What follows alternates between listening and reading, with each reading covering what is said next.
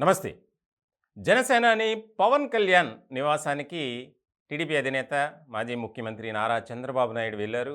2:30 గంటల పాటు ఆయనతో చాలా విషయాలపై చర్చించారు.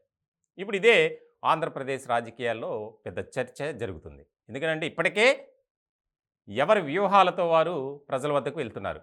ముఖ్యంగా ఇంకా కొద్ది రోజులే మనకి ఎలక్షన్స్‌కి సంబంధించినటువంటి సమయం ఉంది.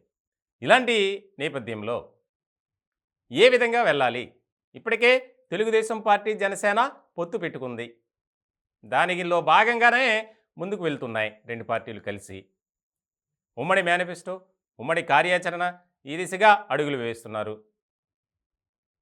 ఇప్పటికే తెలుగుదేశం పార్టీతో జనసేన పొత్తు తెగింది అని ఒక ప్రచారం జరుగుతుంది. దానికి ప్రధాన కారణం ఏంటంటే 20వ తారీఖున యువగళానికి సంబంధించి ముగింపు కార్యక్రమానికి జనసేనాని పవన్ కళ్యాణ్ రావడం లేదని అచ్చెన్నాయుడు ప్రకటించారు. దాని తర్వాత ఇంకా ఎక్కువైంది. టీడీపీతో జనసేన కటీఫ్. ఇక ఒంటరిగానే ఎన్నికలకు వెళ్తున్నారు అని. ఇటువంటి సందర్భంలో నారా చంద్రబాబు నాయుడు హైదరాబాద్ మాదాపూర్లోని పవన్ కళ్యాణ్ నివాసానికి వెళ్ళటం, మొత్తం 2:30 గంటల పాటు ఎన్నికలకు సంబంధించినటువంటి అంశాల మీదే చర్చించారు. ప్రధానంగా చర్చించినటువంటి అంశాలు కనుక చూస్తే ఉమ్మడి మేనిఫెస్టో, ఉమ్మడి కార్యాచరణ, ఉమ్మడి ప్రచారం, ఈ 3 అంశాల మీద చాలా చాలా క్లియర్ అండ్ క్లారిటీగా డిస్కస్ చేశారట. ఎందుకనంటే రాబోయే కాలంలో వైఎస్ఆర్సీపీ సర్కార్పై ఏ విధమైనటువంటి అంశాలతో మనం ముందుకు వెళ్ళాలి, ప్రజల్లో చైతన్యం తీసుకురావాలి. ప్రజల వద్దకు వెళ్ళడం చాలా ముఖ్యమైనటువంటి అంశం. కాబట్టి ఇప్పటికే జనసేన కొన్ని అంశాలతో ప్రెస్ మీట్ పెట్టి ఆ డిపార్ట్మెంట్లో ఇంత అవినీతి జరిగింది, ఇన్ని కోట్ల అక్రమాలు జరిగాయి, దానికి మీరు బహిరంగ చర్చకు సిద్ధమా అని ఒక సవాల్ విసిరినటువంటి నేపథ్యంలో అదే విధానాన్ని ముందుకు తీసుకువెళ్ళాలి, ప్రజలకు వివరంగా తెలియచేయాలి. తెలంగాణ ఎన్నికల నేపథ్యంలో కేసీఆర్కు ఎలాంటి పరిస్థితి వచ్చిందో ఆంధ్రప్రదేశ్లో కూడా జగన్మోహన్ రెడ్డికి అదే పరిస్థితి రాబోతుంది. కాబట్టి దాన్ని మనం అస్త్రంగా తీసుకొని ముందుకు వెళ్ళాలి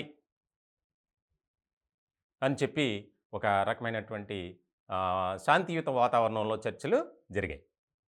ముఖ్యంగా 20వ తారీఖున జరిగే కార్యక్రమం తెలుగుదేశం పార్టీతో పాటు జనసేన కూడా పాల్గొంటుంది. కానీ జనసేనాని పవన్ కళ్యాణ్ మాత్రం ఆ కార్యక్రమానికి హాజరు కావడం లేదు. ఇలాంటి నేపథ్యంలో రానున్న కాలంలో ఎక్కడి నుంచి సభలను స్టార్ట్ చేయాలి అనే దాని మీద కూడా సుదీర్ఘంగా చర్చించారట. రాయలసీమలో ఒక జిల్లాలో ఒక ప్రాంతం నుంచి ఇద్దరు నాయకులు, అంటే చంద్రబాబు నాయుడు, జనసేన పవన్ కళ్యాణ్ ఇద్దరూ కలిపి ఒక డయాస్ మీద బహిరంగ సభలో మాట్లాడేందుకు దానికి వ్యూహాలు, పన్నాగాలు, ఒక రోడ్ మ్యాప్ అనేది రెడీ చేస్తున్నారు.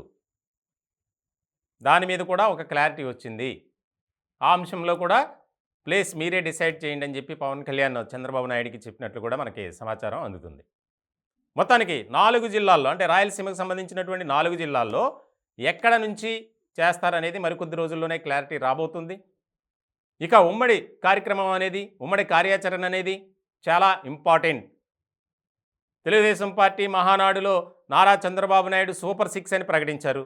దానికి సంబంధించి కొన్ని మార్పులు చేర్పులు చేశారు, అంటే జనసేన పార్టీ సూచించిన విధంగా. ఇలాంటి నేపథ్యంలో 2 పార్టీల మధ్య ఎట్లాగైనా అంతర్గత విభేదాలు రాకూడదు. వస్తే మాత్రం అది అవతల పార్టీ వైఎస్ఆర్సీపీకి ఒక అస్త్రంగా ఉపయోగపడుతుంది. కాబట్టి మనం చాలా జాగ్రత్తగా ఆచితూచి అడుగులు వేయాలి. ఉమ్మడి మేనిఫెస్టో మీద మళ్ళీ మనం కూర్చుందాం, మాట్లాడదాం. ముఖ్యంగా నారా చంద్రబాబు నాయుడు కలిసినటువంటి అంశంలో ఒకటి చెప్పుకోవాలి. ఎందుకంటే 20వ తారీఖున యువగలం కార్యక్రమానికి, అంటే ముగింపు కార్యక్రమానికి పెద్ద ఎత్తున సన్నాహాలు చేస్తున్నారు.